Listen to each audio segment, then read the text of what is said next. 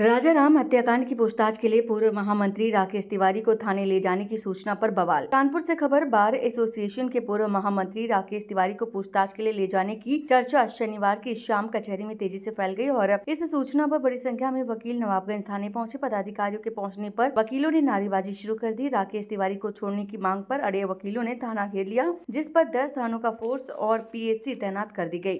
देर रात तक नवाबगंज थाना छावनी बना था और पुलिस अधिकारियों ने जब पूछताछ करने की बात कही तब जाकर वकीलों का हंगामा शांत हुआ। हालांकि वकील थाने के बाहर डटे रहे।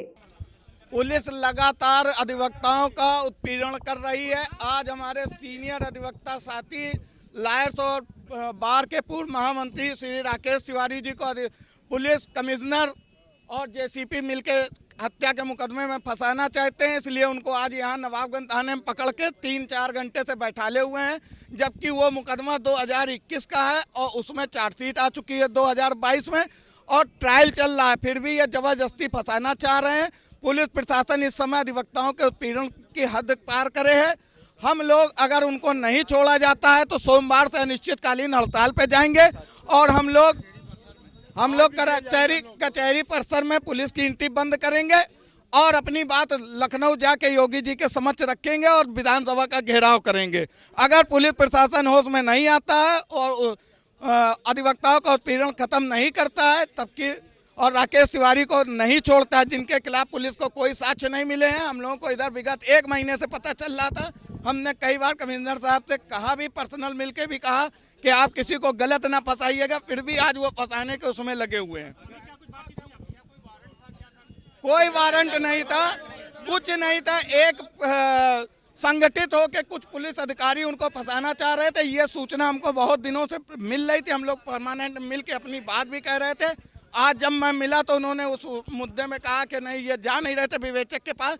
तब कि हम लोगों ने अपनी बात रखी कि विवेचक ने हमको कभी नहीं बुलाया, जब बुलाया तब मैं गया। अगर आप लोग की मांगे नहीं होंगी तो आगे क्या? आगे हम लोगों की अनिश्चितकालीन हड़ताल होगी। जो पुलिस कमिश्नर का रुख हमें ठीक नहीं लग रहा, कोई स्पष्ट बात नहीं कर रहे हैं। वो फर्जी सबूत जो कि है नहीं हमको भी दिखा रहे थे। हमने उसका विरोध करा तो हमसे भी उन्होंने बड़े उससे कहा नहीं ये सही। हमने कहा हमारा लाइट डिटेक्ट करा लीजिए भाई, झूठ सही सब पता चल जाएगा। तो उसके लिए भी नहीं तैयार हैं, कह रहे नहीं आप लोग ये करते हो वो करते हो। कुल मिला के उनको हम लोगों का उत्पीड़न करना है, लेकिन हम लोग अब ये सहेंगे नहीं। आर पार की लड़ाई होगी। अगर अब कोई भी अधिवक्ता जेल जाता है तो पुलिस भी जेल जाएगी, ये हम लोगों का वादा है। ये हम न्यायपालिका के थ्रू करवाएंगे उनके खिलाफ। अभी हम लोग अगर देखते हैं वो हमको छोड़ते हैं तो कोई वो नहीं छोड़ते तो हम लोग अनशन करेंगे, यहीं बैठेंगे अभी। और हम लोग जेल जाएंगे। कुछ नहीं करा है उन्होंने। एनआरआई सिटी से जो कि उनका घर है वहां से उठाया है, जिसके फुटेज हमारे पास है।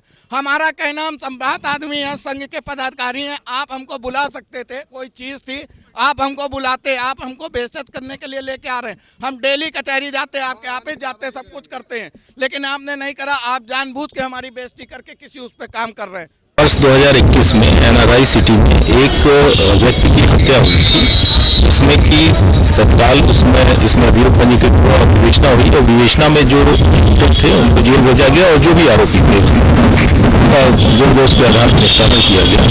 जो मृतक थे उनके पुत्र के द्वारा अप्रैल माह में एक एप्लीकेशन दी गई थी, किंतु उस पर कोई कार्रवाई नहीं होने के कारण उनके द्वारा तकरीबन 2 महीने पहले एक एप्लीकेशन पुनः दी गई और इस विवेचना से असंतुष्टि जाहिर की गई और उनके द्वारा कहा गया कि इसमें जो मुख्य लोग हैं, मुख्य साजिशकर्ता हैं, उनके खिलाफ कोई कार्रवाई नहीं की गई है। इस क्रम में अग्रिम विवेचना के आदेश दिए गए और अग्रिम विवेचना में कुछ नाम प्रकाश में आए, जिसमें कि एक अधिवक्ता है यहाँ के श्री राकेश तिवारी जी, उनको पूछताछ के लिए और साथ में अन्य जो नाम प्रकाश में आए हैं उनको पूछताछ के लिए थाने में लाया गया है। किसी की कोई गिरफ्तारी अभी नहीं की गई है, सिर्फ पूछताछ चल रही है जो विवेचना का एक भाग है। सर, कितने लोगों को पूछताछ हो रही है? 3 लोगों से पूछताछ हो रही है। इसमें अभी किसी की गिरफ्तारी नहीं है, ये पूछताछ है। ये एफआईआर पहले ही पंजीकृत थी, जिसमें चार्जशीट लगी थी। ये अग्रिम विवेचना के लिए क्या व्यापारी है? हाँ, 2 व्यापारी एनआरआई सिटी के डायरेक्टर हैं। नहीं, इसमें ये बेसिकली विवेचना का भाग है, चूंकि वो अधिवक्ता है इसलिए उनके समर्थक में जो अधिवक्तागण है वो आ गए हैं। लेकिन चूंकि इसमें जो फर्दर इन्वेस्टिगेशन है उसमें जैसे तथ्य प्रकाश में आएंगे, अभी हमने उनको एक मौका दिया है कि जो हमारे पास जो साक्ष्य है वो उनको काउंटर करें। अगर वो काउंटर कर लेते हैं, वो अपने तथ्य रख देते हैं और उनके तथ्य प्रबल होते हैं तो उनको छोड़ दिया जाएगा। और अगर ऐसा प्रतीत होता है कि उसमें डाउट क्रिएट होता है कि या उसमें ऐसे साक्ष्य मिलते हैं कि जो इशारा करते हैं कि ये उस साजिश में रहे हैं या इनका किसी तरह से रोल रहा है, तो फिर इसमें आगे कार्रवाई की जाएगी। घंटों की पूछताछ के बाद क्या रिपोर्ट है? नहीं, अभी तो चल रही है, अभी पूछताछ चल रही है। अभी इतनी जल्दी हम उस निष्कर्ष पे नहीं निकलेंगे जब तक कि पूरी पूछताछ पूरी न हो जाए। कोई शूटर पकड़े गए क्या? नहीं, कोई शूटर पहले पकड़े जा चुके थे।